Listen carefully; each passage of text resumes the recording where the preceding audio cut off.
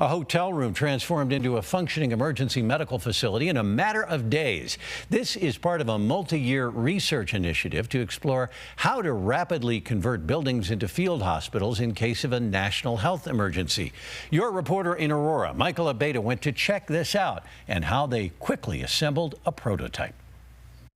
The idea of setting up a field hospital isn't new. In fact, they had them during the Civil War, and they had them during the COVID pandemic of 2019 and 2020. The thing is that usually those are in tents or spaces like the convention center downtown, but those spaces have some limitations. As a matter of fact, the convention center wasn't used because of access to bathrooms for patients. But this hotel that is converted into a hospital seems to solve a lot of those problems.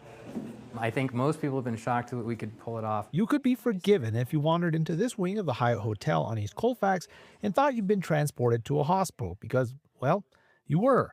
Sort of. We're treating this area as an extension of the hospital. Thanks to a grant from the Department of Defense, in a matter of weeks, CU Anschutz Medical Campus and UC Health University of Colorado Hospital converted part of the Hyatt Hotel across the street from them into an alternative care facility.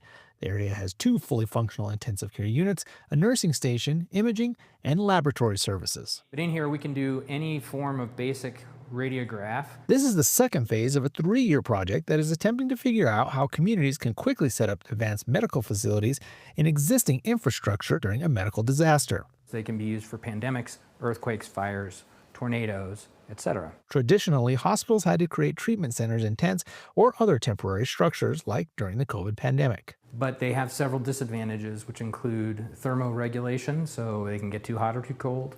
There are also patient comfort issues. There's privacy issues. There's the inability to turn off the lights completely. There's issues with infection prevention. Dr. Jason Persoff, UC Health physician and associate professor at the CU School of Medicine, says the hotel model offers several advantages, including improved infection control, private bathrooms, and the ability to isolate patients. And he says they've been documenting their process. One of the coolest things we've been able to produce so far is an actual playbook on this is how you do this in your city. Now, if you're wondering if this hotel is going to stay partly a hospital, it's not. They're going to tear it down in 2 weeks, and then they're going to turn it back into a hotel. In Aurora, Michael Abeda, covering Colorado First.